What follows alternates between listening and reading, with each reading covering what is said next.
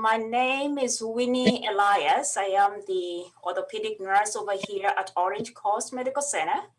And we are so glad that you could join us today. We're gonna talk a little bit about your surgery. And I know I talked to some of you, and when I asked you to come to the class, the biggest question was, why do I need to go to a class? I've had my surgeries done before, didn't have to go to a class. Why do I have to go to a class? And we have seen a change, a big trend or some changes with the way surgeries are done. We are talking about the preparation before surgery, which is very important, what to expect when you come into the hospital, and also the post-discharge. After you leave the hospital, what are you gonna do? So that information is very important. I've been working as an RN for more than 25 years now, and I'll tell you, just over the last 5-10 years, there have been a lot of changes, and we as healthcare providers feel the impact. And what comes to our mind is, if we feel the impact, how much more about you as a patient? And that's why we came up with this program where you have to educate our patients just to help you prepare before you come in for surgery. And since we started doing that, we have seen a lot of improvement. We have seen less complications. We don't see people coming back again, to the hospital because something went wrong with their surgery. We don't see that happening quite a lot. And we see people going home sooner than it used to be before. And most of the patients are satisfied, and the surgeons are satisfied too, and so are the nurses. So we have seen a lot of benefits with the program as it is right now. And again, the biggest components of the program is providing that information to you as a patient. And we get it. We know you can Google, you can go on the internet and search, whatever you want to know about a knee replacement, but it matters a lot the type of information you're getting out there. Is it evidence-based? What we have at Orange Coast Medical Center is all evidence-based, which means we have a reason as to why we do things the way we do them, or why we don't do what we don't do. So we just did not wake up one morning and felt, hey, we don't want to use the CPM on our knee patients. No, there's some study, there's some research which supports using that machine doesn't have any benefit for your knee. So the evidence or the information you're getting from the class today is all evidence-based. And we are hoping that at the end of this presentation, you're going to walk away with something new, and you're going to get your questions answered. So we are so glad that you're here. I'm gonna be doing the first half of the presentation, and later Tracy from physical therapy is going to join us.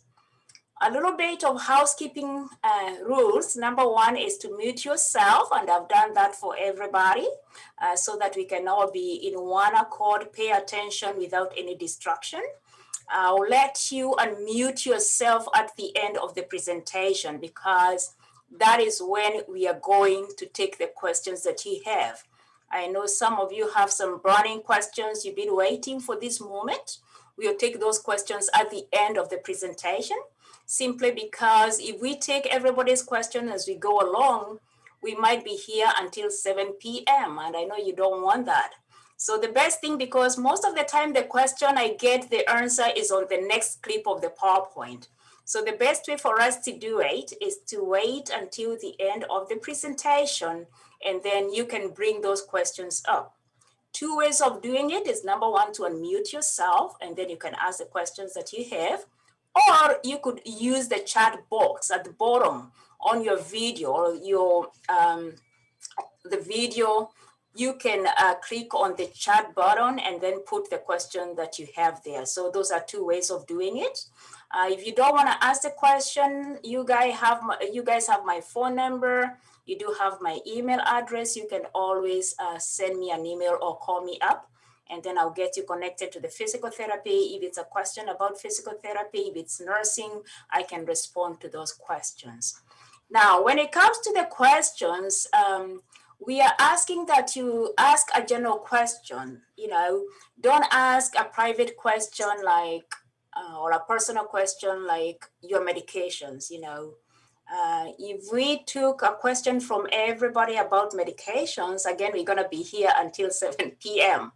The question about your metoprolol, your metformin, and the calcium, all those, we can take those, or I can take those later after the presentation. You could call me, you could email me.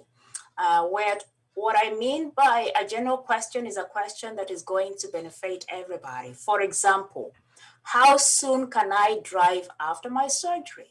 I bet you, all of you guys want to know how soon you could go back into driving. And the answer to that question is usually the surgeon to respond to that.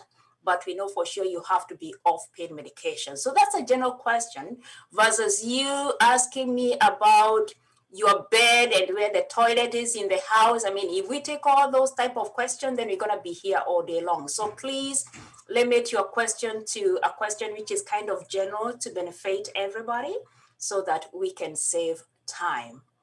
I want to believe that all of you got the guidebook that we sent along with the email. If you never got the guidebook, let me know. I could send it to you again. We sent it attached as a PDF, and that will be your kind of reference. If you need to go back to that, it's good for the entire time of your recovery. So questions, mute yourself. If you want to show your face, which means you want to have your video in, that is okay as well. But let me talk about our program because we brag about it all the time. We are so proud of what we do here at Orange Coast Medical Center. And the reason we are so proud, or the reason why the program is successful, is because of our philosophy. Our philosophy is that you are not sick. You are a healthy person with an unhealthy joint.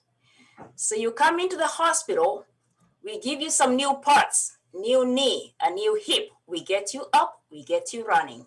So having said that, physical therapy is going to begin on that very day of surgery. Most surgeries are done by 12. We start quite early. The surgeon could have you in for surgery at 7 a.m. and you're out by 9 a.m. Whatever time you're going to come out of surgery, the physical therapy have a period or a time of 4 hours before they can come to see you. So you're going to get up on that very day, okay? We are not asking for you to do so much, you're not asking for you to do some squats or, cartwheels and all that.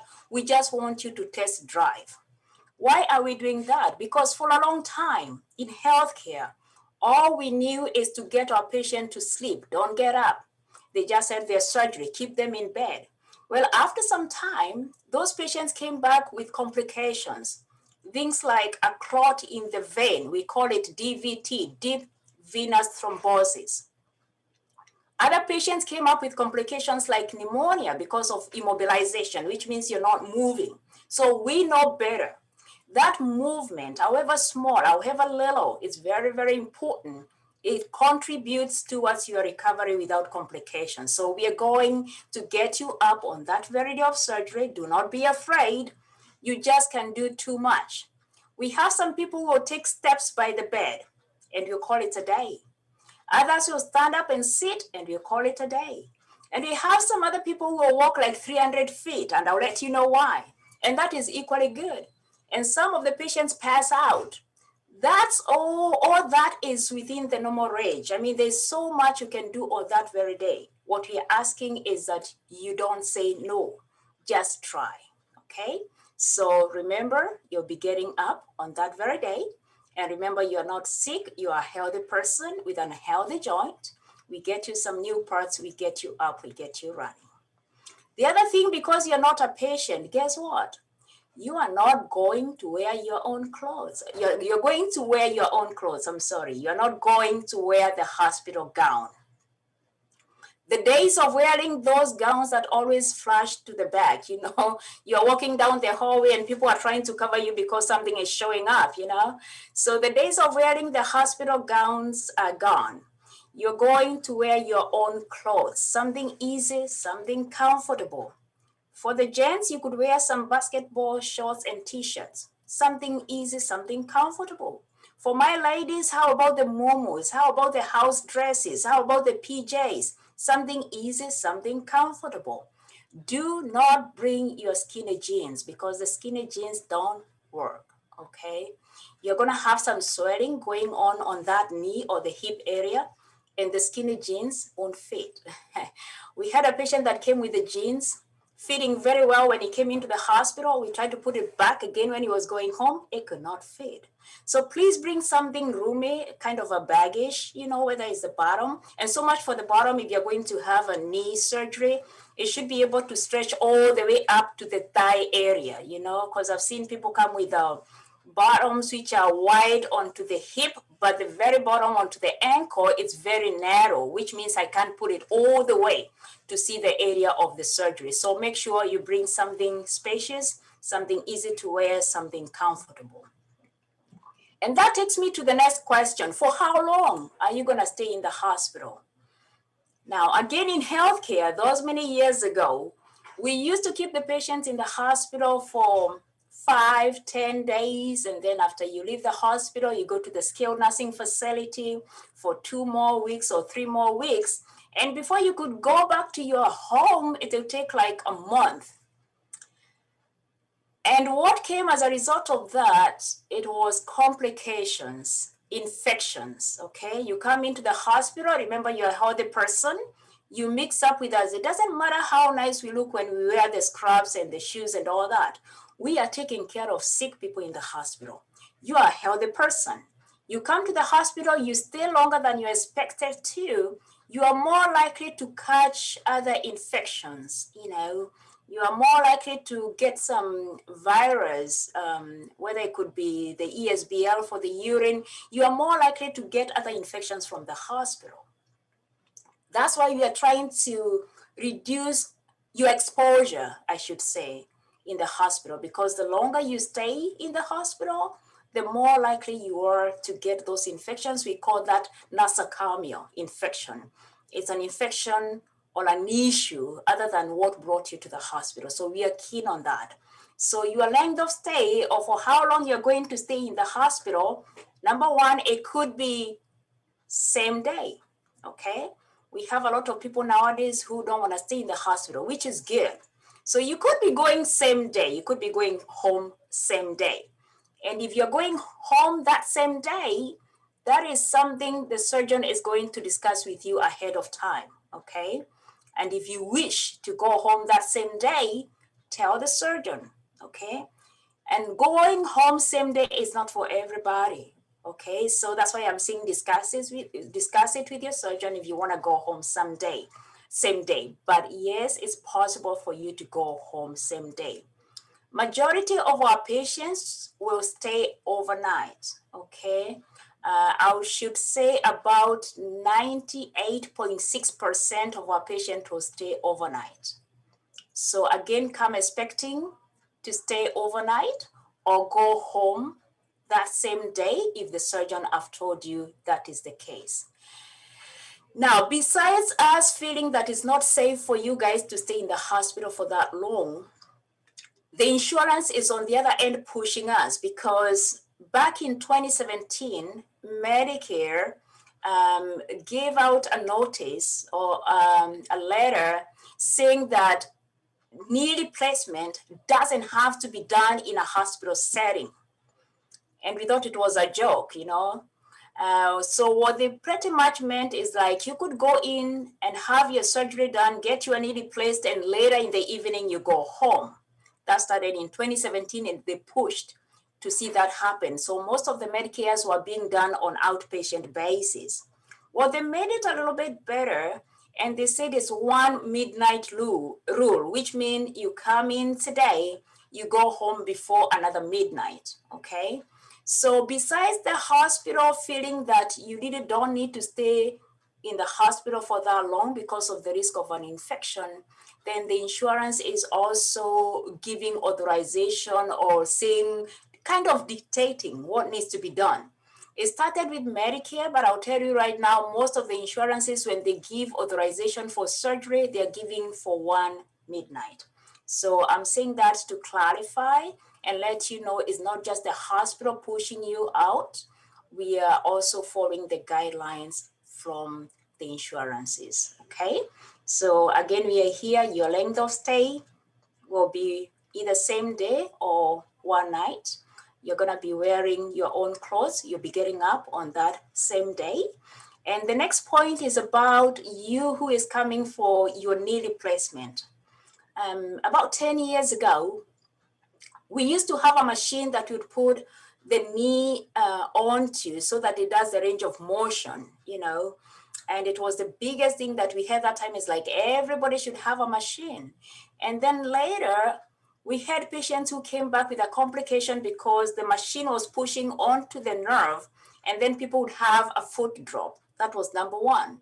Number two, here at our hospital, we put the two classes of patients together, those who are using the machine and those who are not using the machine. And not to be surprised, the patients who are not using the machine were bending that knee much better. Because after your knee surgery, it's very, very important that you get the range of motion on that knee. It doesn't matter how nice of a job Dr. Kim, Dr. Gibson, whoever it is does, the other 50% is yours. You have to move that joint, because if you don't, then you end up with scar tissues, which means the surgeon has to go back in again and do another surgery to manipulate and release the scar tissue. So it's very, very important that you move that joint. So we don't use a CPM here at Orange Coast Medical Center. So please don't come telling us, oh, your cousin in Boston had one and you want it, because we don't know where to get the CPM, like they're dinosaurs. So you're asking in your mind, then how am I gonna bend that knee if I don't have the machine to do it for me? Well, we have the exercises that we have put together so that you as a patient can torture yourself. I think it's a lot easier when you push yourself than when someone or the machine is pushing yourself. So we put those exercises together, and the physical therapy will be talking about some of those exercises. And then as you progress with your recovery, we are going to advance those exercises after you leave the hospital. So you are the one to do the torture to yourself, and make sure you do it right good so that you can get the bend on that knee. So no CPM. Something else we don't use quite a lot, and we used to use it years back, is a machine we call a PCA.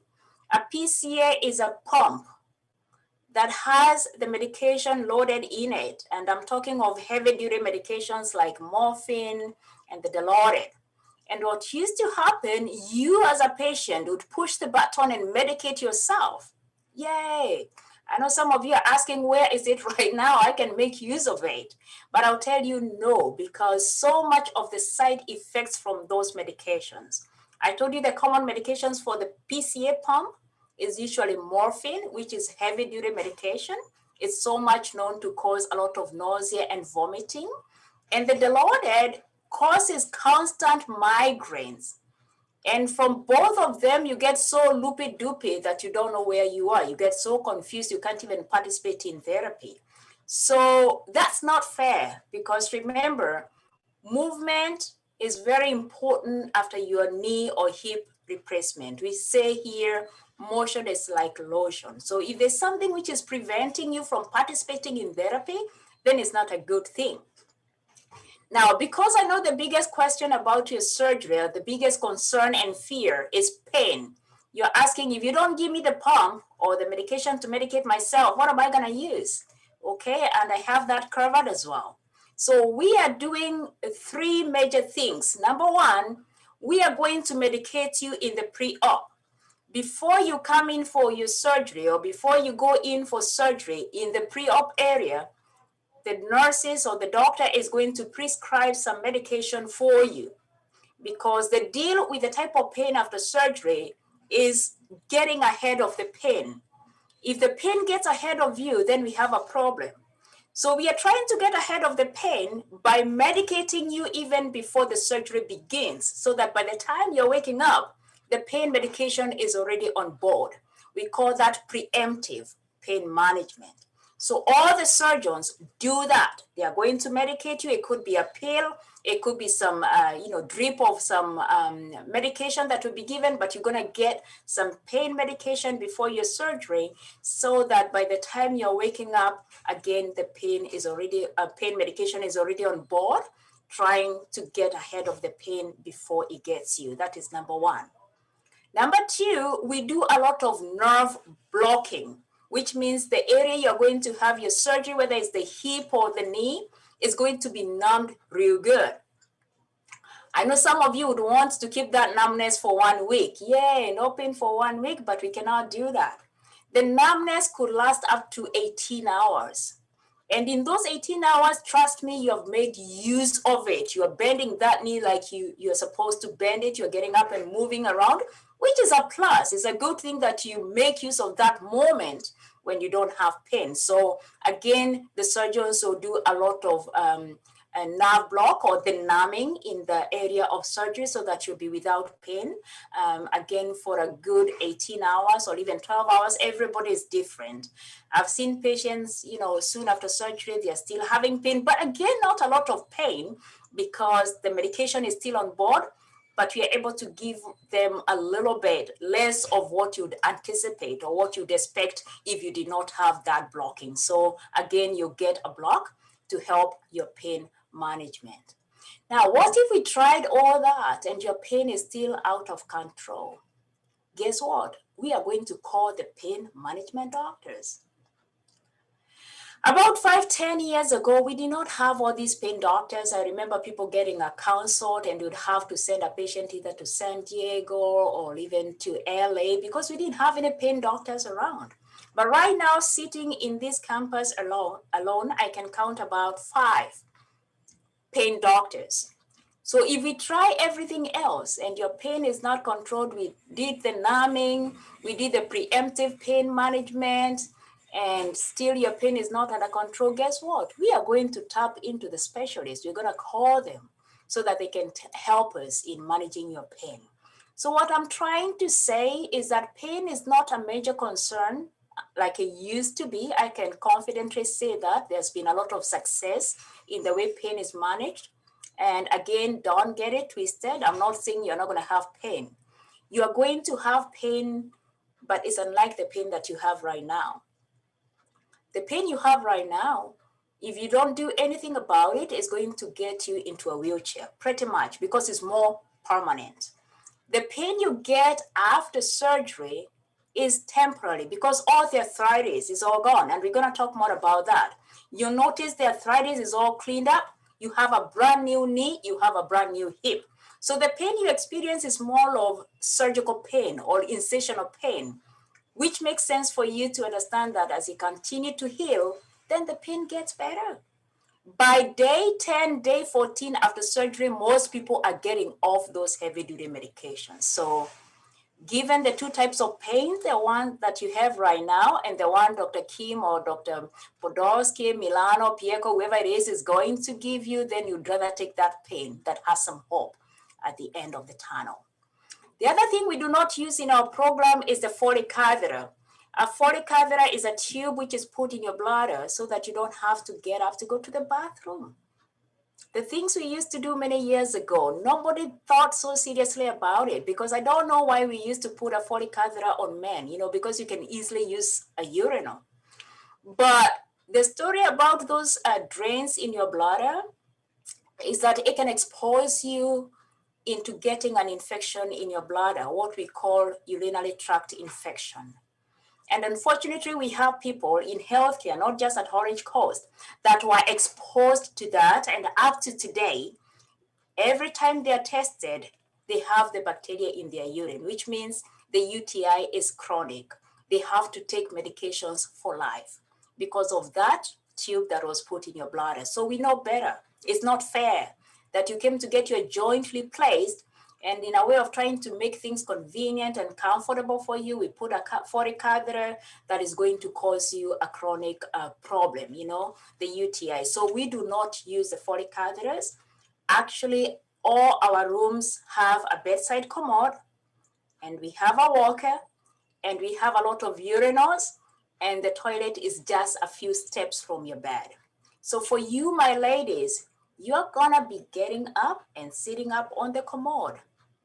You don't want to use a bedpan, okay? Because when you use a bedpan, you're peeing or you're avoiding when you are laying down. That is not the natural way of urinating. You have to sit up, you have to stand up. So you didn't want to step out of the bed and sit on the bedside commode or even go to the toilet, which is not too far. And for you, my gents, you're going to be using the urinal. So that eliminates the need of putting a Foley catheter in your body to introduce germs or bacteria that could cause an infection later. So in a nutshell, that is what we have in our program. And I'm gonna go ahead and expound more in the PowerPoint. Now, the PowerPoint has been extracted from the guidebook. So if you don't catch everything from the PowerPoint, you do have the guidebook. We can always reference to that. But again, I'm going to dive into the PowerPoint and then we'll get this going. Let's talk about your objectives for today. We want you to understand your procedure. We want you to know what to expect when you come into the hospital. We are going to talk about physical therapy, occupational therapy, pain management, which I said is multimodal. And we are also going to talk about how you're going to take care of yourself at home. We are going to talk about the role of a coach, which is your family member or a friend, and we're going to talk more about that as well. And we are going to talk about the case manager. Now, the case manager is the person who is between you and the insurance. For example, some of you have told me you don't have a walker because you're going to need it after your surgery. Well, where do you get one or how do you get one? Well, the case manager is the one who is going to talk to the insurance and make sure that you get a walker before you leave the hospital. How about physical therapy, especially for you who is coming in for your knee replacement, because you're going to need physical therapy to help you in getting the range of motion on that knee. Who do we use for that? The case manager will be the one to speak with the insurance, and then they're going to tell us the company or the agency we are going to use for your physical therapy. Alrighty, so I talked about the case manager. And I said the process with the case manager is going to start after you come into the hospital. So the following day or once you get into the hospital, the case manager will come to talk to you, provide whatever equipment that you need and set up for physical therapy if you need physical therapy at home. Now, I emphasize so much about knee patients with physical therapy and not the hip patient because after your hip replacement, you always don't need physical therapy. What there is with a hip replacement is for you to get up and walk.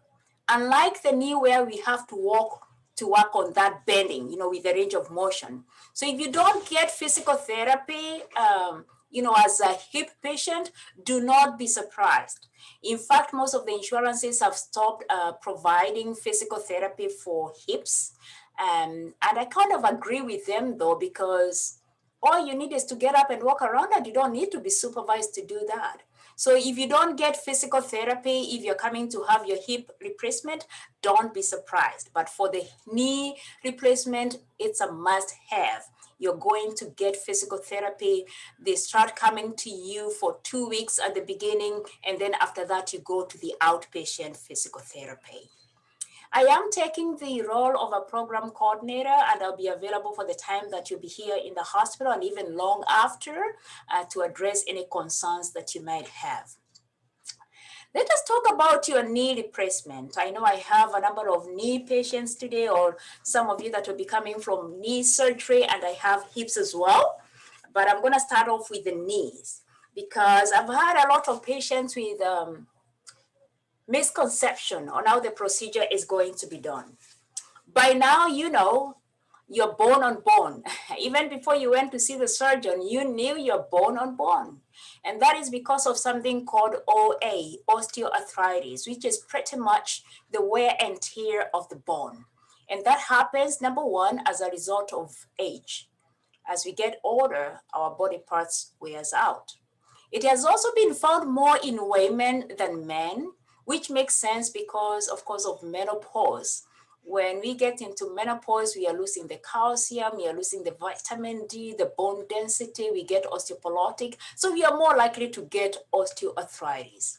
It's also been found to more common to people who have heavy weight or the BMI is too high, because of course you're putting a lot of pressure onto the joints and they wear out sooner than later. Osteoarthritis has also been found to run in the family. It's kind of genetic or it's kind of hereditary. My mom had a hip replacement, and our older brother, Calentray, has some issues with his hip as well, and the knees. He has some pain going on. So I kind of think he has some genes from my mom for OA. So which kind of makes me understand like it runs in the family. So it could be hereditary.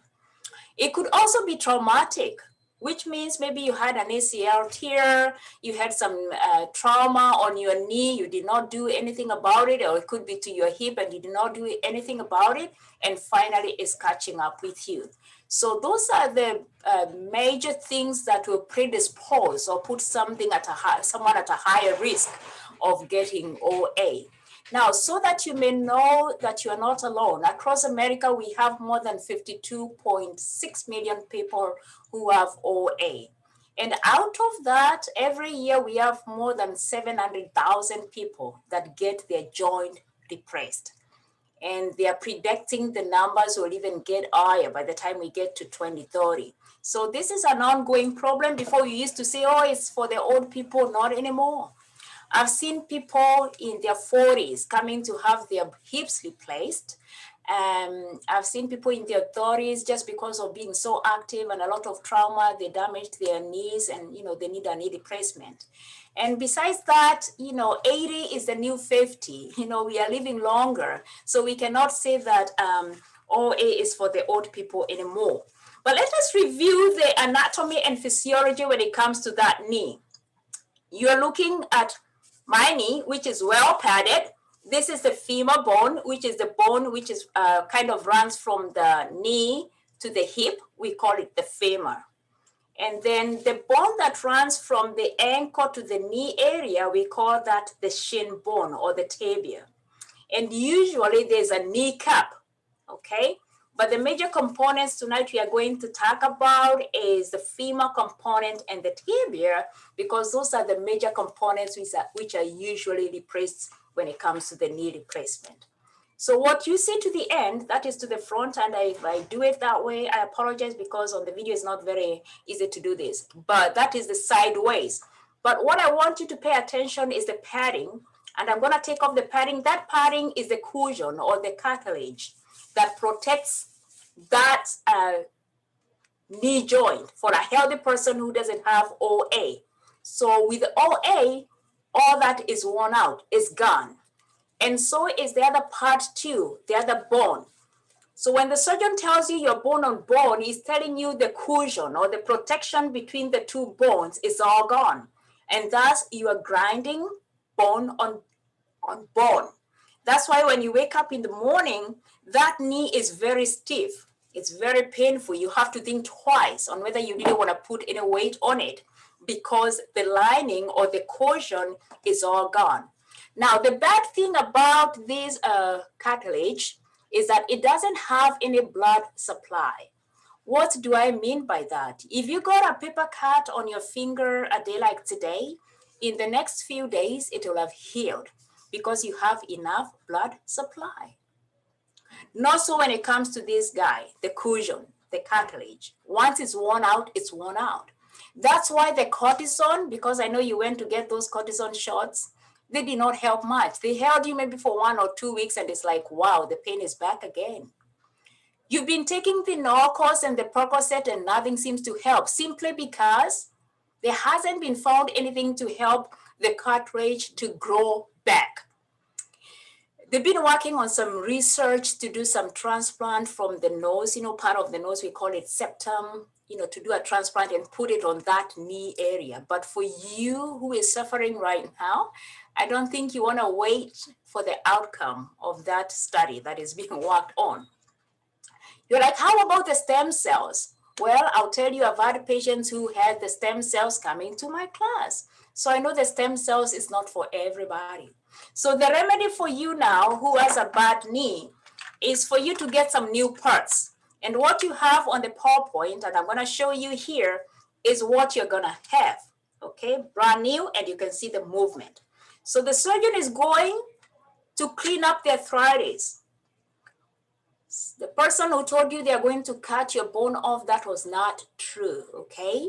Your surgeon is going to shave off, clean off all the arthritis. When I look at that bone, the shape, the natural shape is still there, okay? The shape of the knee is still there. But the surgeon went in and resurfaced or shaved off and took away all the arthritis, never to come back on this area, not on that joint ever. But you could get it on the opposite knee, or you could get it in the hips, unfortunately. But coming back on the same area, it's never gonna come back there. So you went in and cleaned up that area, all the arthritis is gone, and then he's going to replace or to put the implant, which is made of titanium or chromium, very good material that could last up to 15 to 20 years. So if you're 60 and you're coming to have your surgery, give yourself 20 more years, you'll be 80 before you think of even getting a revision. So these parts last that long. So he's going to put it right over there. Okay, and I know you're asking, hey, how is it gonna stay in place? It seems so simple when you put it there. No, they are going to use the cement, or they can do the place fix to help it stay in place. So that is the component for the femur, the bone which is running from your knee to the hip. He's gotta go to the tibia, the lower part. Remember, the knee joint is made of those two major bones. So he's going to clean up. Again, when I look at that area, it's been cleaned up. All right, there was no chopping off, cleaned up because the anatomy is still there. The natural shape of the bone is still there. He's going to get the implant as well, again made of titanium or chromium, and it's gonna go right there. Okay, now if we left it that way, the two parts will be grinding metal on metal, which is not good. So guess what is going to take the place of your cushion, which is worn out? It's this little guy. It's made of polyethylene material. So it's gonna come between the two parts, all right? To prevent that grinding between the two metals, and you can see the movement. It's effortless. I don't have to push it too much. It moves quite easily. Now, just so that you may know, during surgery, this surgeon is going to bend your knee all the way until you can kick your butt, okay? So do not be afraid of bending that knee. We want you to bend it, bend it, bend it. You can never damage that knee by bending. The only time you could damage that knee is if you fell on it, because the parts are going to loosen. I do have somebody now, he went home yesterday, but he was doing so well. 3-4 weeks after surgery, he decided to go out and he fell and the wound opened up, ended up having another surgery, and it wasn't as great as the first one. So please pay attention to what the physical therapist will be talking about, home safety, because you don't want to have this surgery again. I mean, even having it the first time, you had to think twice about it. So the information that will be shared by physical therapy here and later when you come into the hospital is very important. But again, you can never go wrong by bending that knee.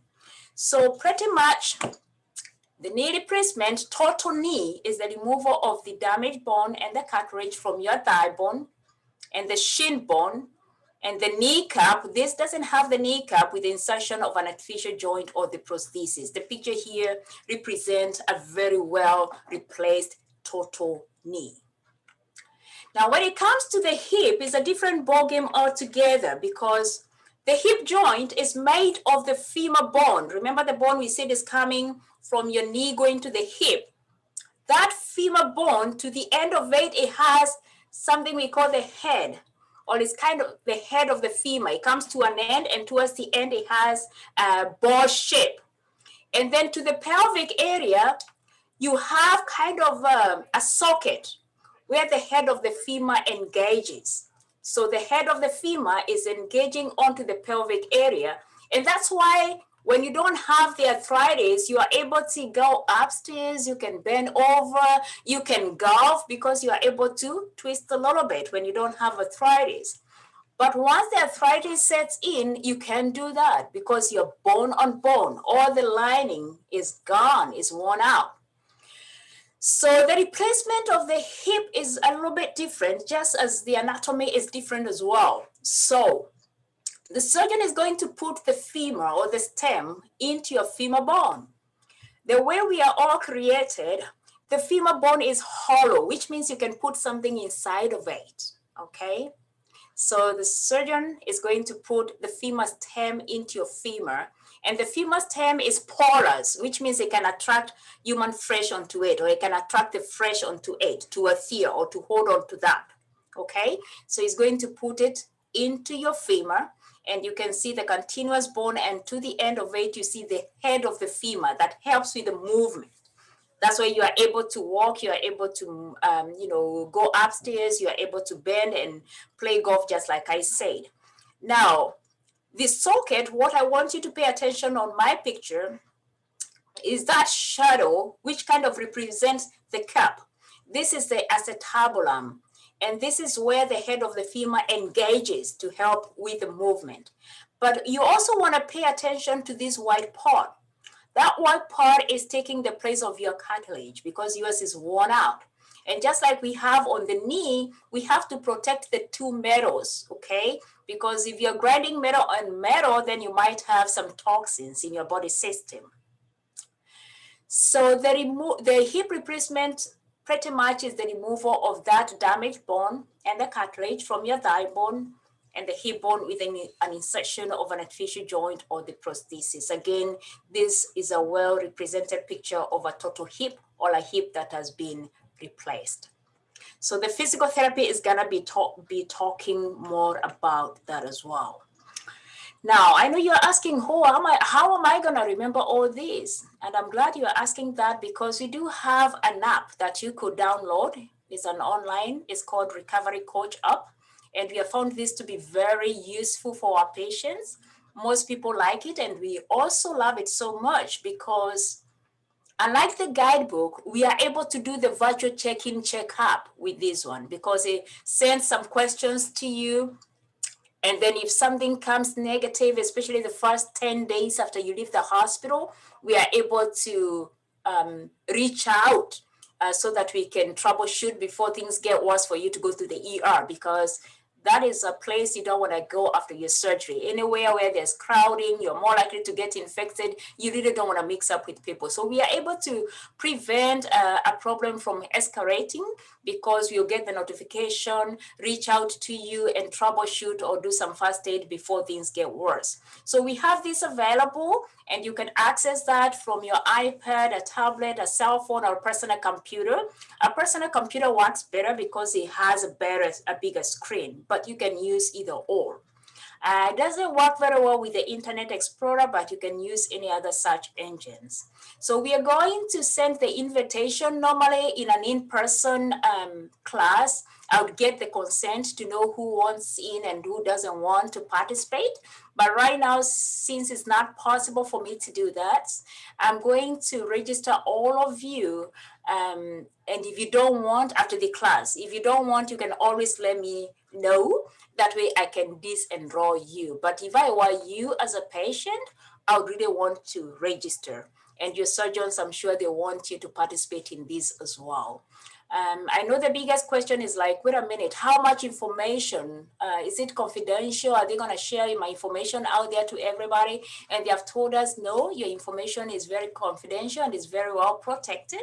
If they have to share your information in any way, it will be in a group so that you can tell it was Mrs. Smith or whoever it is. So again, I'm going to do the registration after the class. If you try it and you don't like it, you can always let me know and I can disenroll you after if you don't like it. We also have the guidebook. I sent you the guidebooks, guys. So if you never got the guidebook, again, you can let me know. Let us talk about your homework, because nowadays we are doing more of patient-centered care, which means you are at the center. You're the one who is setting up your goals, you as a patient, and we are helping you to achieve those goals. Which is kind of different because before you used to come to the hospital and we do everything while you're in the hospital. We don't have a lot of time to do that. So you do have some homework. And number one is for you to make an appointment with your primary care doctor. I know I have some of you coming in about 2 weeks. I want to believe that you have already reached out to your primary care doctor to tell them that you're going to have surgery. What am I saying? It just should not be the surgeon telling you that you're going to have surgery. How about your pulmonologist? How about your cardiologist? Very, very important. How about your kidney doctor? How about your hematologist? It's very, very important that you get an okay from these other doctors to say that you're good enough for surgery. Very, very important. How about your lab work? Yes, it's very, very important. We need to check your blood chemistry, the electrolytes. We need to check your blood count. So you're gonna be sent, or the surgeon is gonna give you a list of the things to do. And part of that will be to get your blood work done. We need to get an EKG, yes, because you have hypertension, you have congestive heart failure, you have some issues with your heart, you know? So it's always good for us to evaluate and make sure that everything is okay. Chest x-ray, yeah, because maybe you have asthma, you have COPD, you are a smoker or used to smoke. Is very, very important for us to analyze your chest. So these two could be optional based on your medical history, but these two here is a must-have. Urinalysis, we have to check and make sure that you don't have a UTI. So your urine has to be tested. MRSA, it stands for methyl-resistant Staphylococcus aureus. A staph infection, I could relate it to a fresh-eating bacteria, you know. You find it normally in hospitals, in nursing homes, you're more likely to find MRSA. How do they test for MRSA and why is it bad for you anyway? Well, it could cause an infection on your surgical site. The way to test for MRSA is to put a Q-tip into your nostril, one and on the other side, and then it's sent to the lab and then tested, because some patients have the MRSA and they don't know because they don't have any symptoms, which is okay, as long as you're not going to have surgery. Because if you're going to have your hip replacement or your knee replacement, after surgery, you're more likely to blow your nose, and then with the same hand, you might touch your surgical incision. However careful you are, you might even touch the, you know, the pens or whatever it is, and that could easily transmit this bacteria onto the site, which is not good. So again, this is something that needs to be done. Sometimes I've seen it being missed out. Please look at the things that are being given for you to do and see whether the MRSA is there. If it's missing, talk to the office or the surgeon's office and find out. Tell them you're told you need to have the MRSA if it can be added on the things to do. As if that was not enough, we added COVID. So the COVID testing is being done at our hospital. It has to be done 24 to 72 hours before your surgery, okay? If you're coming in on Monday, they'll have you coming in on a Friday to have it done. And the nurse is going to call you for the appointment. And they wanted me to let you know that they do have a free valet parking. So when you come in, you don't have to look for parking. Just bear that in mind. If you're planning to have any dental workup, it has to be done a month before surgery. If you need to have your dental workup, please make sure you space it out. And here we are talking of an invasive procedure, any procedure that could cause bleeding. And why is that?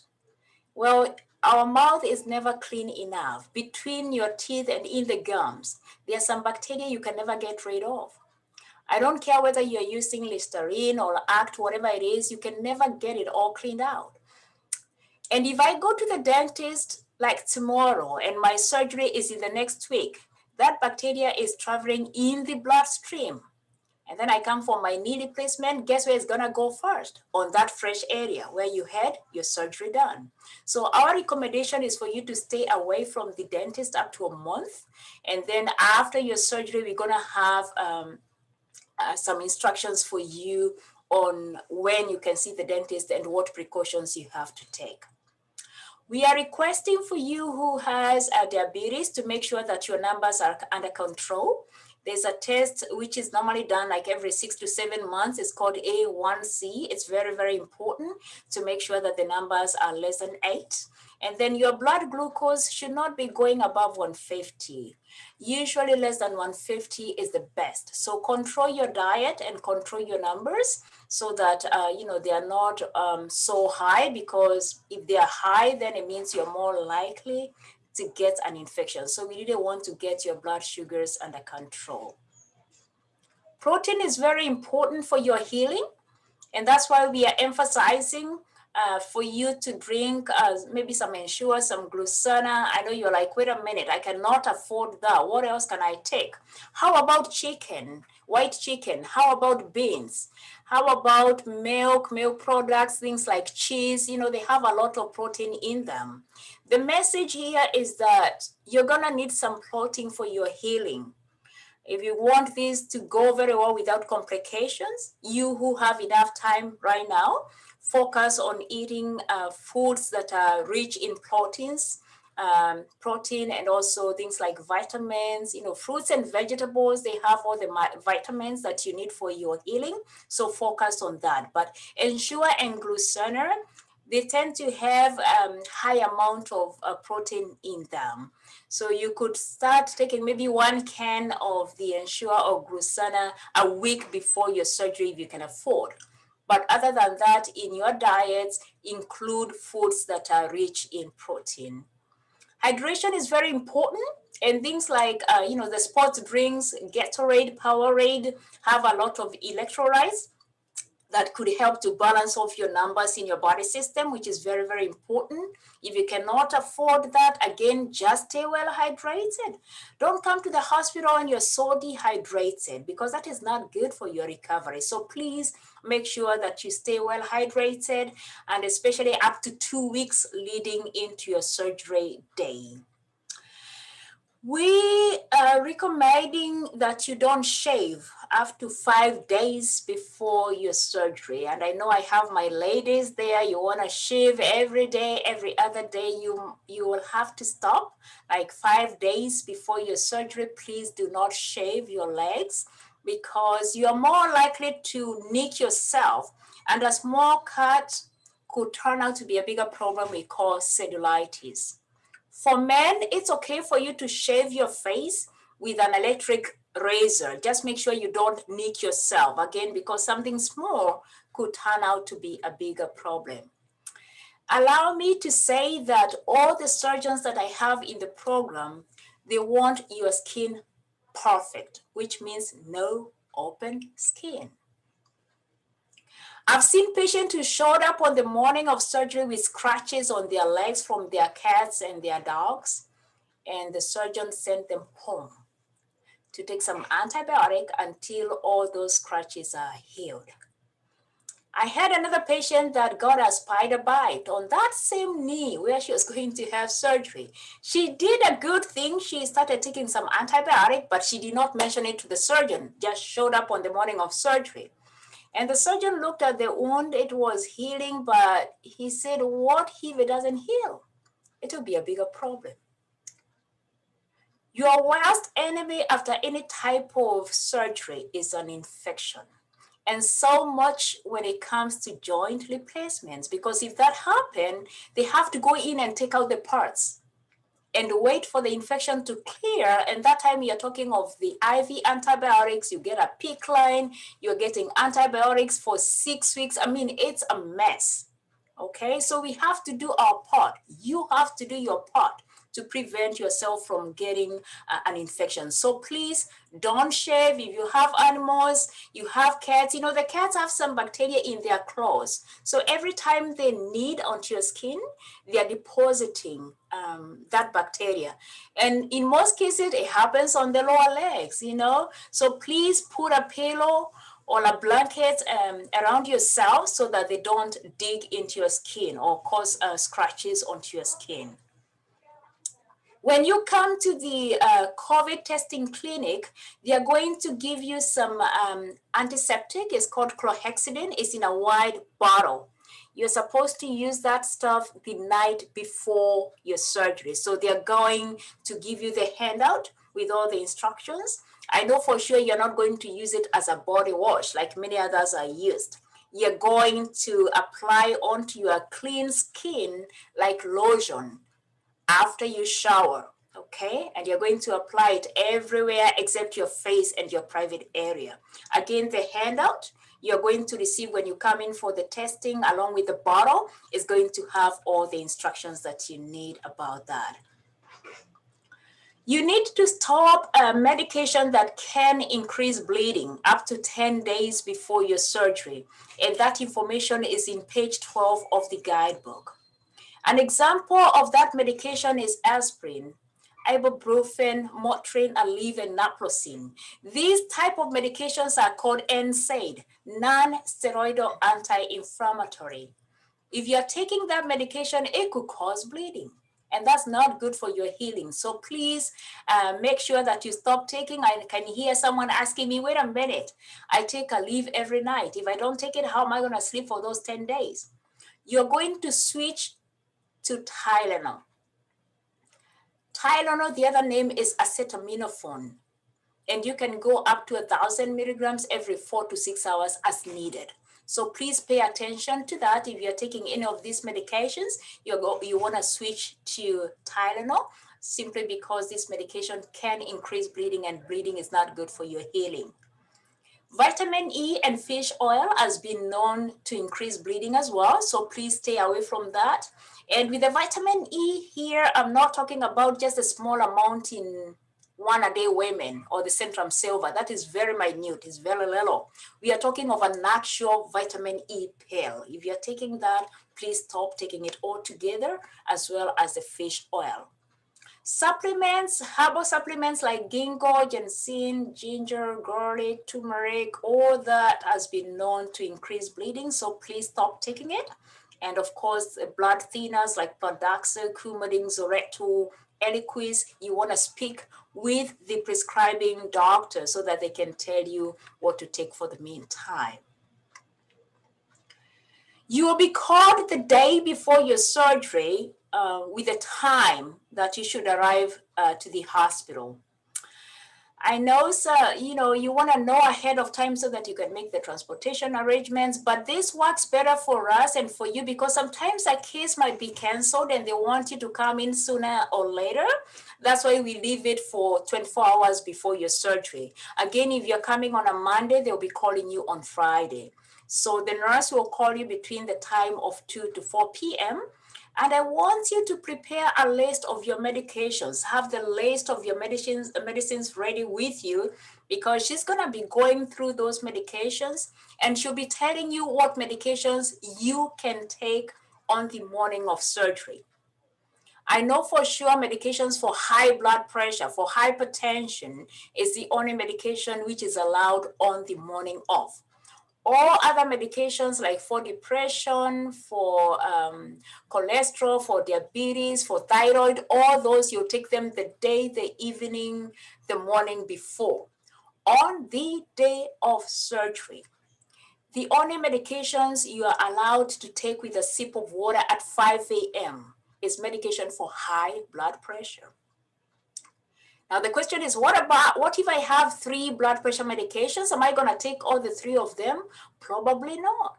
And that's why I'm asking for you to make a list of all your medications before the nurse calls you so that as you talk to her, you can be able to ask, how about this? Sometimes those medications have very difficult names that you can't tell whether it's for high blood pressure or whatever it is for. So it's always good to have a list of the medication so that she can go over with you. The list of the medication is something that you're gonna require when you come into the hospital. We want you to bring a list of those medications as well. She is also going to tell you when you're gonna stop eating and drinking. We call that NPO. So again, very, very important. The nurse, before we used to say, oh, you can't eat after midnight. Well, thank God for research and study. You don't have to stay starved, for those 6 hours. They might allow you to drink some clear liquid, like apple juice or something up to 4 hours before. So this call is very, very important. Now, the one thing I know she might not tell you, and I'm going to tell you right now, is that please do not come to the hospital constipated, okay? The common side effects from pain medication, whether it's the Norcor, whether it's Percocet, Oxycontin, whatever it is, the common side effect is constipation. And I can sit here all day long and tell you some horror stories about constipation that you don't want to hear. But I also have a sad story of a patient who died from the complications from constipation. So please make sure that you clean up before you come into the hospital. Here at the hospital, we do have a lot of laxative and stool softeners, but hey, after you leave the hospital, because you're gonna be taking those pain medications, you're gonna need your own laxative to use at home.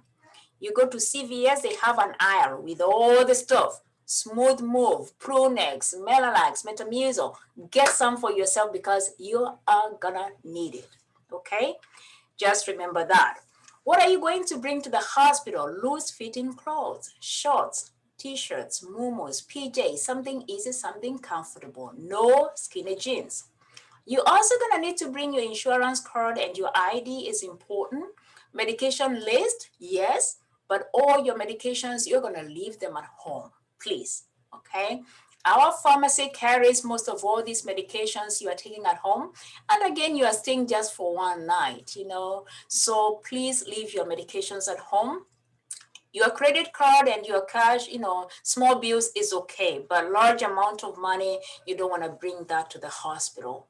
If you have a walker, it has to be the front-wheeled walker, the walker with the 2 wheels in front. We have so many versions of the wheelchairs. We have the one with the seat, I call it the Cadillac, the 4-wheeled. We have the tri-wheeled, one with the 3 wheels. After your surgery, you need the one with the 2 wheels in front. So if you have one, we want you to bring it, or to have your loved one bring it on the day of discharge, your coach, to bring it as they come to pick you up from the hospital, because we need to assess, we have to look at it and make sure that is the right walker, the right size for you. I've seen people who are like 6'5" foot borrowing a walker from a person who is about 4'3". That doesn't work. So we didn't need to have a look at the walker to make sure it's the right size for you. If you have sleep apnea, we want you to bring the CPAP mask. Do not bring your machine. We just need the mask. You don't need to bring your tubing, just the mask. We also need to know the pressure or the settings on the machine so that we can transition that to our own machines here at the hospital. On the day of surgery, you're going to check in into this beautiful building over here. It's 18,111 is off of Brookhurst Avenue. Our hospital is located at the corner of Talbot and Brookhurst. We are just right at the corner. For you to access this building easily, you want to enter off of Brookhurst. If you get in from Talbot, you might get lost over there because there are so many other medical buildings and you have to go round and round. The easiest way is off of Brookhurst. And then as you get into the driveway, this building is on to the left. You can never confuse it. So get in there, go to the registration. They're going to register you and then get you over to the pre-op. Now, we now allowing visitors in the hospital, but for the pre-op, you're not gonna be allowed to go there. That is the current information I have as of today. You're not gonna be allowed in the pre-op area. you as a coach, your patient, your loved one will go to the pre-op, but your coach will not be allowed to go in the pre-op area. That is as of today. They'll just stay in the waiting area, and then after surgery, you get a phone call from the surgeon to explain how everything went, and then from the nurse to tell you, to tell your loved one which room you went to. Sorry, I'm getting the two confused. It's the coach and the patient. So this is pretty much for the coach. You're not going to go to the pre-op area. You'll be in the waiting room. And then after surgery is over for your loved one, you'll be told the room number so that you can come and visit. So you get a hospital gown, you get an IV, because of course we have to give some antibiotic and give some intravenous fluids as well. And I'm going to talk in a little bit about the incentives parameter. Before you go in for surgery, the anesthesiologist and the surgeon is going to go over your health and medication history. This is very important. I always tell my patient, this is a time for you to ask any question you might have forgotten, okay? Just don't keep it in you and just be afraid you don't want to ask. So please go ahead and ask all the questions, and also provide that information that you know is helpful to us. For example, the last time you had your gallbladder surgery, they gave you Norcor, and the Norcor did not help you at all. Tell the team at this point so that they don't put you on the same Norcor. You know, last time, you had your gallbladder surgery, you had some bad nausea and vomiting, severe, or even you have motion sickness. Tell them, because they can give you some medication before you go in for surgery so that you don't have a bad experience like you did in the past. So share that information with the team so that they can, it can help us to take care of you better here at the hospital. They are also going to talk to you about the type of anesthesia. We do have the general anesthesia and we have the spinal. This is the best. The spinal, and the ladies will relate with me better. Spinal is kind of an epidural whereby we numb the lower part so that your legs, everything goes to sleep. We normally get those when we are having babies, the epidural, kind of. So you're going to be numbed all the way for the spinal. You are numbed all the way from the waist going down so that you don't feel when the surgery is going on. But you also don't want to hear all the hammering and the dreading, right? So they are going to put you into a deep sleep, okay, so that you don't hear what is going on in the background. Now, what are the advantages of the spinal? We see less nausea and vomiting with the spinal, and we see better pain management, of course, because you'll be numb for a while. And also the other good thing with the spinal is that there's less blood loss. General anesthesia has a lot of disadvantages over this. And the major one and the bad one is that it can lead to death. And the nausea and vomiting is worse with the general anesthesia. So this is the one of choice. Before they do all this, they're gonna explain everything to you. That is, the anesthesiologist is going to explain and have you consent. So please go for this, and you'll remember me and Tracy, the physical therapy. Spinal has more advantages over the general anesthesia. How long is your surgery? Well, let's leave it at 1 to 1.5 hours or 1 to 1.5 hours, but I know they're shooting at a lesser time. You're like, no, I want them to take enough time with me. I don't want them to rush over, which is true, but you don't want to be exposed like for 3-4 hours, because the longer the exposure, the higher the risk of an infection.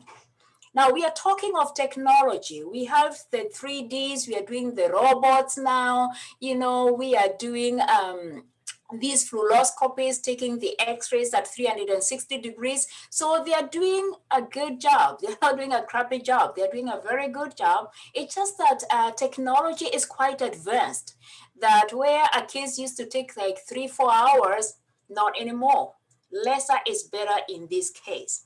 So after your surgery, you're gonna go to the PACU, which is the recovery area, and they're gonna keep you there for 1 to 2 hours until everything is stable, the vital signs are good, all the assessment is adequate, and then they're gonna take you up onto the unit. But while in PACU, just like I said, the surgeon will speak with you and call your coach with updates on how the surgery went. And the nurse is also going to call your coach to let them know your room number. You're going to be going up onto the third unit. We are on floor number 3. We do have a dedicated area for total joint patients. The housekeeping do a very good job, and our patients pretty much are clean patients. They don't have wounds and all that, bad wounds, but we still have gone an extra step to put you aside so that you don't mix with other patients, and also so that the program can run as it ought to be. So you're going to have a private room when you come in for your surgery. Now, once you come upstairs, after the block has worn out or the numbing is worn out, we are going to have an issue because of something called pain. And you start saying, oh, nobody told me it's going to be this painful. I had a patient who told me the surgeon told her that she's not going to have pain. I said, no, he did not tell you that. You just did selective hearing. You listened about, being able to hike and do stuff. You didn't know there was an in-between before you can hike and bike and all that. Recovery is very important. So pain is very subjective. And for us to understand, to help us understand better your pain, we have this tool, which is a pain scale tool. And with this tool, we'll be asking you on the scale of 0 to 10, 10 being the highest, how bad is your pain? Some of you will be up to 20. It's not on the scale, but that's okay. By the end of the day, we want you to less than 4, because studies have shown anybody that goes above 4, they get so mean. They become little monsters, which is not good. So we'll do whatever we can to get your pain to less than 4 so that you are able to sleep, eat, and move around. Once we accomplish those 3, we are good. And that should be your goal as well. Don't come expecting not to have no pain at all. No, you'll have some pain, but your pain will be under control so that you are able to eat, sleep, and move around. Do you see this 0 over here? This is for the person who had the spinal. That's why I'm telling you, go for that spinal. You'll be grateful that you had it. Now, pain management. We encourage oral pain medication so much, just like I said at the beginning, the IV stuff, everyday pain medication, not always good. And besides that, the kinetics, of the IV pain medicine, it kicks in first, but wears out first. So what we know here at the hospital, best pain management is to have you take the pain pill. And if the pain pill is not helping, then I'm going to come in and give you a small dose of the IV. So we are pretty much using the IV pain medication for breakthrough pain.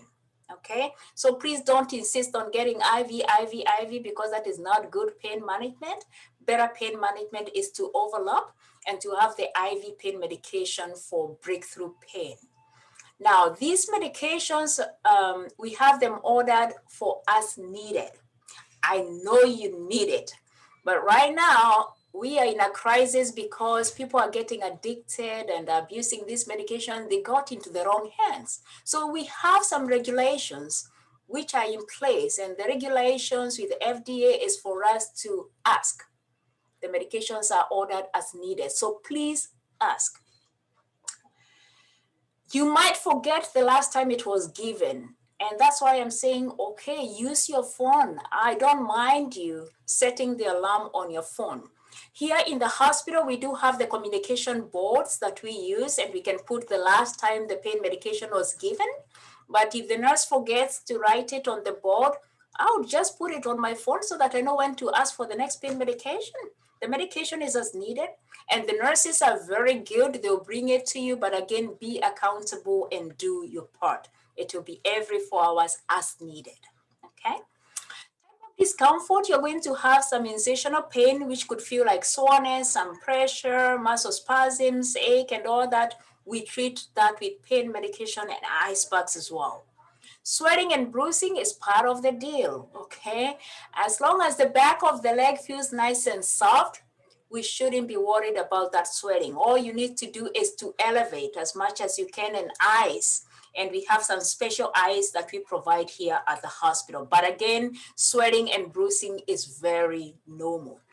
So here at the hospital, we do have these special gels, and we have a container or a pouch, and we call it a knee wrap, but we use it for the hips and the knees as well. You put this gel in the pouch, and then you apply it. You can Velcro it on the knee, or just lay it on that hip area. So it's called cold therapy. You're going to get a total of 2 sets of the gels with 1 pack to take home with you. Changing your position is very important. I know some of you are already feeling like you want to stand up and stretch, and that's okay, okay? Because sitting in one place gets you so stiff and contributes to your pain. So getting up and moving around is a good thing. Up in the chair or walking down the hallway is very, very important. We say motion is like lotion. Move it, move it, move it. Okay, so remember that motion is like lotion. Complications that could arise as a result of your procedure, the major one or the big one for us is a DVT, number 1, deep venous thrombosis. And that could also lead to pulmonary embolism. Pulmonary embolism means the clot loosened from your veins, the small veins at the back of your leg in the calf muscle area, and then it travels into your bloodstream and it can cause a blockage in your lungs. That is pulmonary embolism. Well, the beauty of it is that we are able to prevent. The incidences of these complications are very small, very, very small. Less than 1% will get an infection of all the cases done across America. Less than 2% will get a blood clot. So it doesn't happen all the time. And I think for us here is because we educate our patients as well. So that getting up and walking up as soon as you're out of surgery is very, very important. Ankle pumps, yes. As soon as you wake up in PACU, they're going to ask you to do those ankle pumps like 20 times in 1 hour. You pretend you're pushing on the gas pedal. That movement helps with the circulation. Those are some of these things you can start doing them right now, even before you come into the hospital. The SCDs, they are leg squeezers. We put them below your knee on the calf area around the leg. We Velcro it on, and it kind of squeezes on and off, alternates both sides, on and off, and it feels so good. I call it free massage, but it does help to get the blood back into circulation. Surgical stockings, these are white stockings that have been there since I was a little kid. But those stockings, because I know there's a lot of controversies out there on whether it does prevent a blood clot, but here at the hospital, the surgeons want you to wear them because they do help to reduce the swelling. So we are going to provide you with a pair of the stockings. The other things, the squeezers, we are not able to provide, but of course you're doing your ankle pumps and walking around. So we're gonna go over here at the hospital on how to take care of those surgical stockings, and we are going to provide you with a pair of that. Another way of preventing a blood clot is taking a blood thinner. Simple aspirin, which can be taken once or twice a day, is effective to prevent a blood clot. Who knew that? We have come from days where we just used to put everybody on Coumadin, and Coumadin, you have to get the blood test done every week, like 2, 3, 4 times, a week. Not anymore. Aspirin has been endorsed by AAOS as a drug of choice to prevent blood clot. Other options, if you can't take aspirin, of course, we have the injectables and we have the orals like Eliquis, Zoreto, etc. If you're taking the blood thinners already, of course, we are going to get you back on the same. Infection, how are we going to prevent that? Cleanse with the antiseptic, the one you're going to get when you come into the clinic. It's not at the drive-through anymore. We want for you to shower on the morning of surgery. We want you to sleep in clean clothes. And we want you to keep your skin intact, no scratches from pets, just like I said. And then we are also going to give you 3 doses of the antibiotic. It will be given here at the hospital. And that is just to prevent an infection. We call it prophylaxis, to prevent an infection from happening. So 3 doses is all you need. We are also going to get an antibacterial dressing that will stay on either for 7 days if you're going back to see this, the surgeon, 14 days if you're going to see the surgeon, and then 7 days. I know one of the surgeon doesn't see the patients until after, a month, but we are going to instruct you on how to, what to do with the bandage. It's pretty much doesn't need to be changed. And to some extent, they are shower proof. So you may shower with the bandage on. But again, we'll talk more about the bandages when you come into the hospital. Or what I want you to pick up from this is that you do not need to change the bandage. Nausea and vomiting, yes, some people are very sensitive to the anesthesia. And we also see people having bad nausea and vomiting if you have motion sickness. That's why I said, please tell them before you go in for surgery, that way they can give you some medication ahead of time to help prevent that bad nausea and vomiting. Constipation, you're gonna see it everywhere. Frequently moving around, taking the medications, high fiber diet, that will help. But more than anything else is to have those stool softeners and the laxative just close by, because again, for as long as you're taking the pain medication, the common side effect is constipation. Pneumonia, we do have this apparatus, we call it an incentive spirometer. This is to help you do the breathing exercises. Well, during surgery, everything goes to sleep and kind of includes your lungs. Now that you're awake, everything is all up open. But during surgery, there's kind of a little bit of a compression, if I may say. The lungs are not open all the way, so the volume is not very good. And just like it is with any other type of a muscle to exercise, we need to exercise our lungs too, so that you can prevent pneumonia. It starts with a small thing we call atelectasis, and it can lead into a bigger problem, which is pneumonia. So the way to prevent this is, number one, to use an incentive spirometer. You're going to get one when you come into the hospital. Every time I give it to my patient, they tell me it's broken because they use it wrong. We used to have those you blow into. This one, no, you put it in your mouth and you breathe in. Okay, and hold for the longest you can and remove it and breathe out. So we are going to instruct you on how to use it. But in the meantime, because you don't have this at home, I want you to be doing the cough and deep breathing exercises. For example, on how you do it, you smell the roses and blow the candle. Smell whatever you like, because after you wake up in PACU, we're gonna tell you to do like 10 times in 1 hour. Again, just to help open up your lungs.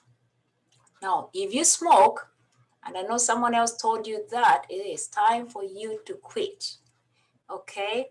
Smoking does not go very well with this type of procedures. If you smoke, you're more likely to get a blood clot, you are more likely to get an infection, and you are more likely to have delayed healing because there's not enough oxygen in the system. So please, now that you have made the choice to have your surgery and to live a healthy life, quit smoking altogether.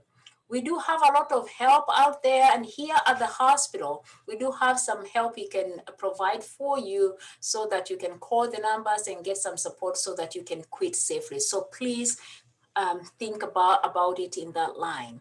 Who is your coach? Your coach is a family member or a friend. That person will be there to provide comfort and motivation. And Tracy will be talking more about your coach and when we need them at the hospital. But I'm so glad that we are doing the class from home, because I want to believe that maybe your coach is listening along with you. But Tracy is gonna talk more about the coaches. Post-op activity is pretty much for you to get out of bed onto the chair. The following day after your surgery, at the time of 6 and 6:30, we do have the instructions from all the surgeons in the program, of which your surgeon is participating. That's why you're listening today, to get you up on the chair, dressed and ready to go. I've seen people who want to sleep in. And I'm like, oh, I feel sorry for you, because if you sleep in, then you're missing out on the schedule. The physical therapists have a very fixed schedule, or the way the program has been set has a very fixed schedule, such that if you're saying you're going to sleep in until 8, you are missing out on a lot. So please be compliant, get up. I know in the hospital it's not easy to sleep. It gets too noisy. You know, the bed is not comfortable. We have to check on you frequently. We are trying our best. In fact, we are trying to avoid any interruptions between 11 p.m. and 5 a.m., but it still doesn't work. But I know we do have some earplugs. If it gets too noisy, you can ask for the earplugs or bring your own. And we also have a sleeping pill that you could request. But don't ask for the sleeping pill at 4 a.m. or 2 a.m. If you're asking for the sleeping pill, tell your nurse, because it's ordered again as needed.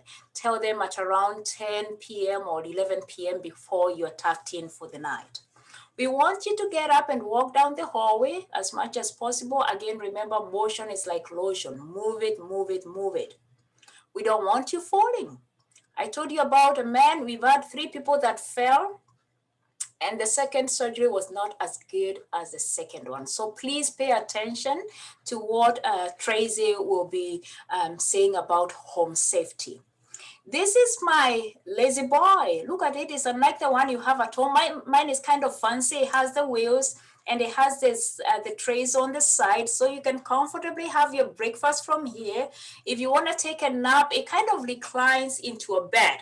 But the other beauty part of it is, like, if we take you down the hallway and you can't walk all the way back to the room, guess what? We're going to wheel you in. We'll give you a free ride. So this chair is very comfortable, but you cannot take it home with you, okay? Take your pain medication as instructed and as prescribed, that is after your surgery.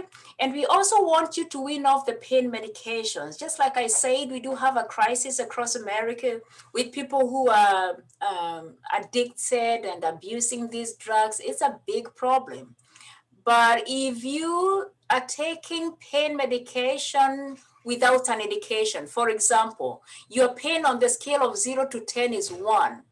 Why are you taking 2 pills just because you have the medication with you? That is abuse. And that's how people get addicted. But if you're using it for the indicated purpose and for that short time, you are not going to get addicted. So please wean yourself off of this medication as you continue to heal and the pain is less. And what do you see there? Laxatives. You're going to see that everywhere. Before you leave the hospital, the nurses will go over the list of all the medications that you'll be taking, for how long and why you are taking them, the side effects, all that will be taught to you. Now, I told you about the insurances not wanting you to stay in the hospital longer than expected. And that is what they are raised. Really, for the hip and knees are now being considered as a procedure that can be done as an outpatient rather than an admission to the hospital. And that means you could be discharged same day or the following day if stable. But if there's a reason, a medical reason for you to stay longer, of course, we are going to keep you in the hospital until you're safe enough to go home. The discharge for you at the time of going home, we want to let you know that it could take up to 10 minutes for us to go over everything. And what is included with the discharge instructions is the name of the home health. If you're getting physical therapy, we'll go over the medication and the side effects. How about showering? About the precautions, who and when to call. All that information will be provided to you, and hopefully with your coach, because it's too much information, TMI. You might not remember everything we tell you. So having a second set of ears and eyes, it's important. The discharge, if you're staying overnight, is usually between the time of 12 and 1 p.m. Our goal is for you to go home. I don't know the plan that you have, especially if you live alone, but I'll tell you, if you're thinking you're going to a skilled nursing facility, not a very good idea. You probably want to have a plan B. Why? Because most of the insurances are saying no for you to go to a skilled nursing facility. Why is that? Remember, you're not sick. If you go to the nursing homes or the skilled nursing facility, well, it's the COVID is almost over, but even before the COVID, we would see people going to the nursing home and getting infected with MRSA. So that's not a good thing. So it's not good for you. From us, we are telling you it's not good for you. Make some arrangements for someone to be with you for those 1, 2, 3, maybe 4 days.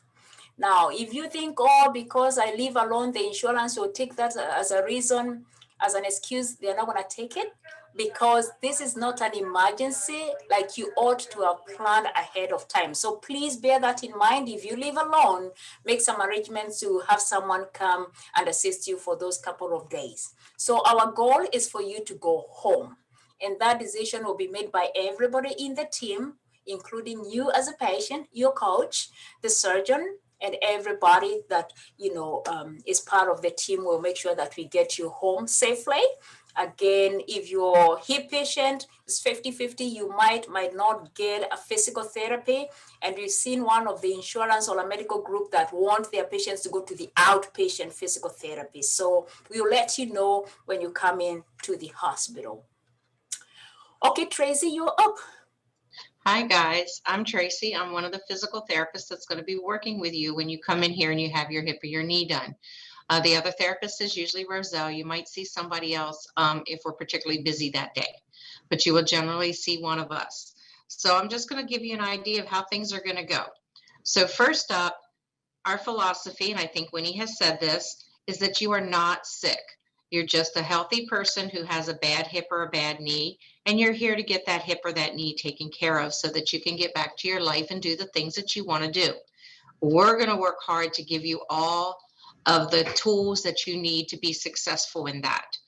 There's a lot of information in a lot of very short period of time. And a lot of it will be repeated by different people so that we hopefully that a lot of it will stick, and there'll be a lot of handouts. Our goal is to get you up and get you moving and give you those tools to go home and be successful with this surgery. Nobody comes in to have surgery to be worse off or to not be able to do the things you want to do. You come in to have surgery because you want to get up, you want to get moving. The pain has been limiting your ability to do things, and you want to go back to doing those things. The more Winnie is right, motion is lotion for your joint. The more you get up and the more you move, the stronger you are, and the faster your recovery. It doesn't seem that way when you're in the first day and you're having pain, but it is true that the more you move, the better you will be. And we'll give you the tools to do that safely. This is going to hurt. There's really not any way that we can take all of the pain away without knocking you out. So what we're doing is trying to manage your pain to make it to the point where you can get up and you can walk and you can move and you can do the exercises that you need to do with as minimal pain as possible. Pain's going to go up and down. We work with the nurses. We'll come in, we'll check in the morning before we see you to find out when you got your pain medicine. If you're due, we'll talk to your nurses about giving it to you before we come in. If you're not having pain sitting in the chair, we'll remind you that you're going to get up and move, and it might hurt when you move, so you might want to consider taking some.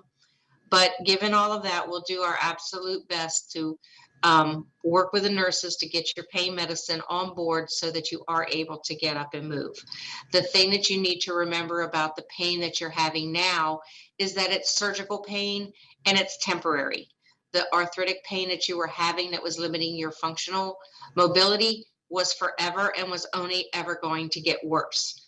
This surgical pain is temporary and it's going to go away. And the way you can make it, help it go away, is to get up and move and to use that hip or knee that is new. I'll talk a little bit about the coach. So your coach is someone that you know who's close to you. It can be a husband or a wife. It can be a child or a grandchild. It can be a sibling, or it can be a good friend. And basically, we want them to come in for at least one of your therapy sessions and to listen to Winnie. So it's really a good idea for them to come in for the session in the morning of the day you go home, because we want them to see how you move, how you get up in and out of bed, and how they can help you safely. We also want them to be able to,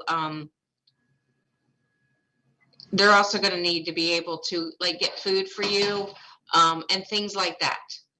And we would like them to stay with you for at least a night or two to help you. Your biggest problem is going to be getting in and out of bed, getting that leg up and getting that leg down.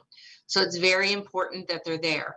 You're also not going to be able to cook for yourself or to really get food because you're going to be using a walker. So it's very important that you have somebody there that can help you do that. So think about who that someone could be, and they're more than welcome to come in the day you go home so that they can see all the things that they might need to do to help you and that they can ask questions. The other thing you need to remember about having your coach come in is that while we're talking to you and we're giving you all this information, you're going to be taking a narcotic to help manage your pain. And that sometimes will make you sleepy and it'll make it harder to remember things that we tell you.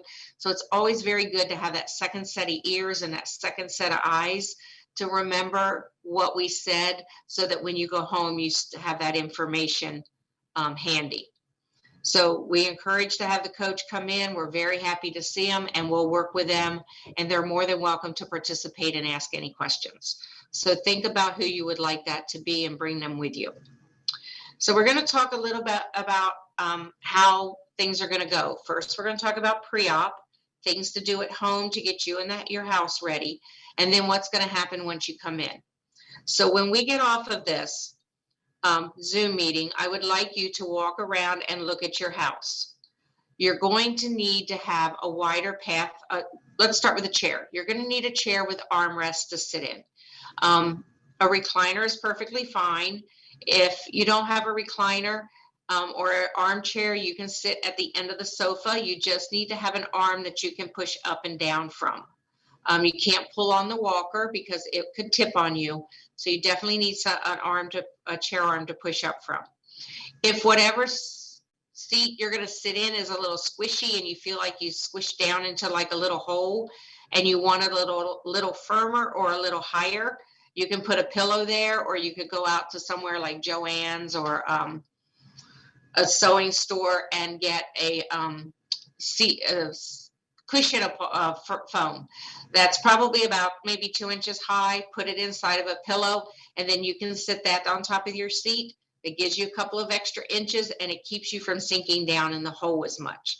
So look at the chair you're going to sit in and make those kinds of decisions. You also need to look at your pathways from your bedroom to your bathroom, your bedroom out into the living room or the family room, wherever you're going to sit, from and to the chair or the surface that you're going to sit on, and then to wherever you're going to eat. The walker is going to be wider than you are. So right now you move around your house and you have plenty of room and you know how to do it and you can manage, you don't bump into things. But the walker's a little wider, and you just want to make sure that on your pathways to the bathroom and then out to the sitting areas or over to where you're going to eat, the pathway is wide enough that the walker is not going to catch on table legs or anything. So kind of look at that. You might need to shift things a little bit to give yourself a little bit extra room, but you do want to make sure you have that kind of space so that you don't get a wheel caught on a table leg and go tumbling down, which would be a fall. Okay. Pick up your throw rugs. Those little bathroom and kitchen rugs are very cute, but they are a trip hazard. Pick them up. They only need to be up for probably a couple of weeks and then they can go back down again. But it's really important that you don't have them in your way right now when you first go home. Have a night light in your bathroom or down the hallway if you have to walk down the hallway to your bathroom. Most falls happen at night when people get up to go to the bathroom. You're a little sleepy, you're not really paying attention, you're not fully awake, something's on the floor, it's extra dark. So make sure you have a night light so that you can find your way safely to and from the bathroom. Prepare your food. If you don't trust the person who's going to be staying with you to cook nice, good meals for you, then go ahead and put food up, put it in the freezer, put it in the fridge, and things like that. Because part of healing is having a good nutrition to help your body heal from surgery. Okay. Look at if you have a step or stairs at home that you're going to need to navigate, look at them. count how many there are, and then if you have a railing, you know, is it on the right or is it on the left or is it on both sides? If it's on both sides, can you reach both sides? Or is it too far apart and you won't be able to hold on to both of them at the same time? Okay, because we will teach you to do stairs when you're here in the hospital, but it always helps us to know what your stairs look like so that we can try to replicate that if possible. If you're not sure you're going to remember, take a picture on your phone and bring it to me. I don't know how many times I've stood at our practice stairs, with a patient and a spouse who have lived together in the same house for 40 years, and they can't agree on how many stairs there are or what side the railing is on. And it's just because this is something that you do every single day, day in and day out, and it never occurs to you. It's just automatic. So if you're not sure you're going to remember, take a picture, bring it in to me, and we will make sure that we cover stairs before you go home. You're going to need to bring comfortable, loose clothing. After surgery, there's usually some swelling in the area. There's a little bit of a dressing on top of it. So your leg might be a little bit bigger, a little bit thicker than it was when you came in. So you're going to want things like basketball shorts, sweatpants, yoga pants, muumuu dresses, anything that's comfortable and loose and is easy to get up and down. Your balance isn't going to be as good as it was before surgery. You know, if you're standing at the bathroom to go, you want to make sure whatever you have on is easy to get on and off, because you don't really have time or the balance to stand there and mess with a belt and a belt buckle and a snap and a zipper and everything. And jeans a lot of times are too tight to go back up over your leg after surgery. So loose, comfortable clothing that's easy to get up and down and that you can move in. Okay, so look around your house, look at your clothes, pick out, make good choices. So that's your house. So look at your house. Make those decisions about where you're going to sit, widening your pathways, putting in your night lights, putting up food. Make your decisions about what you're going to bring, comfortable for clothes, okay? Now we're going to talk about getting you ready for surgery. So the more you can do before surgery as far as just staying active, the better your recovery is. Bodies that move want to keep moving. Bodies that sit around and don't do a lot want to sit around and not do a lot.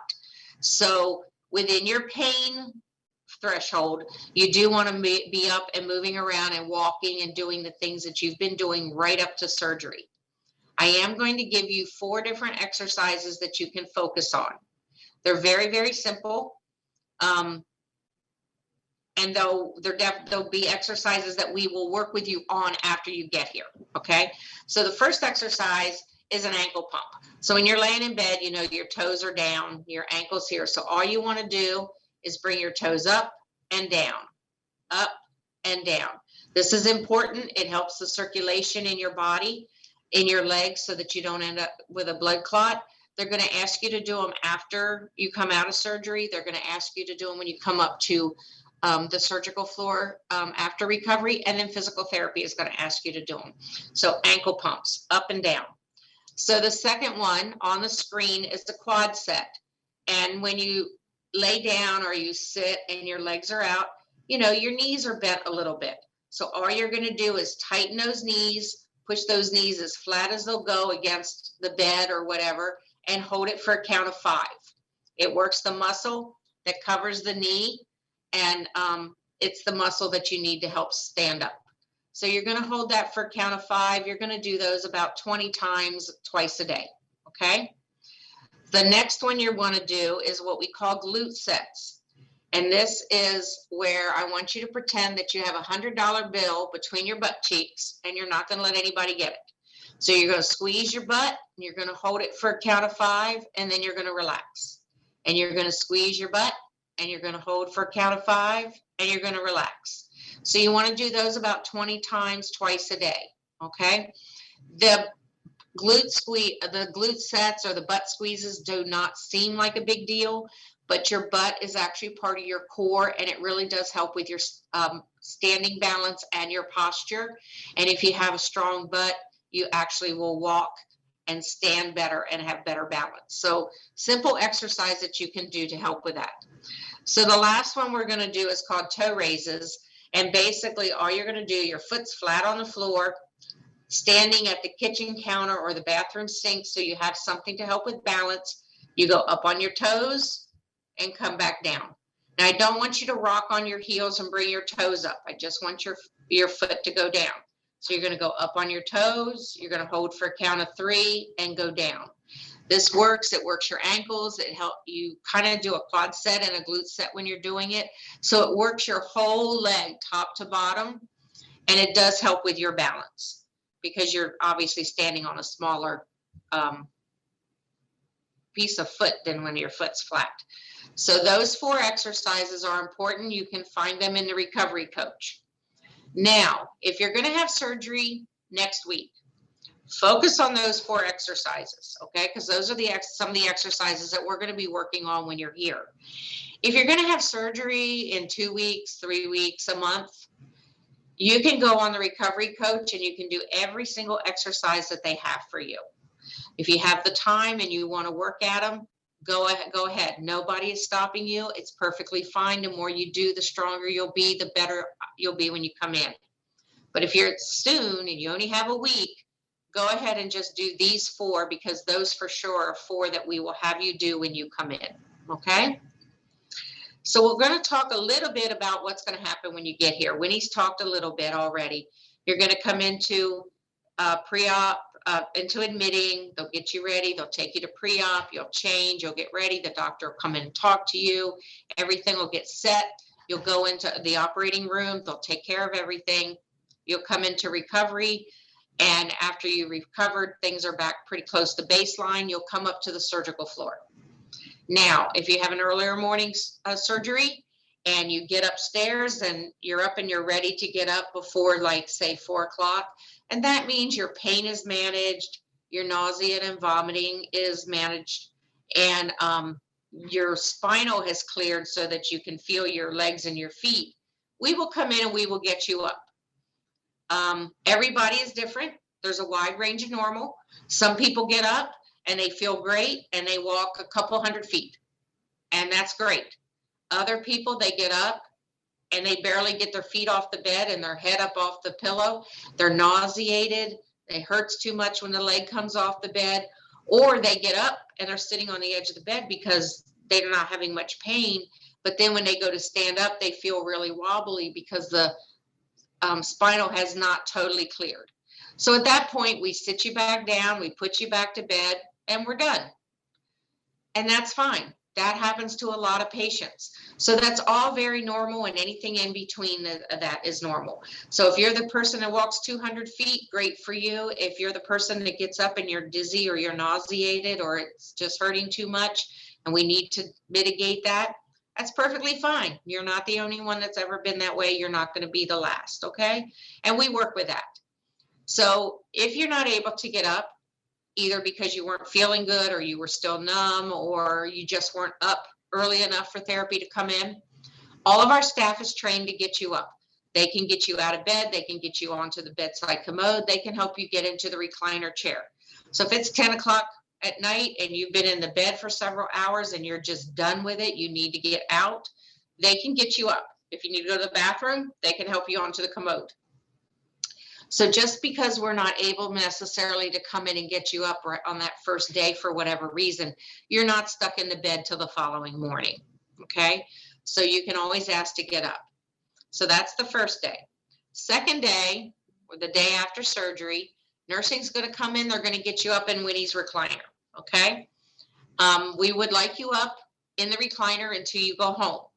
Studies have shown that if patients are out of bed and they're up in a chair, they're more likely to get up and walk into the bathroom. They're more likely to get up and take a walk.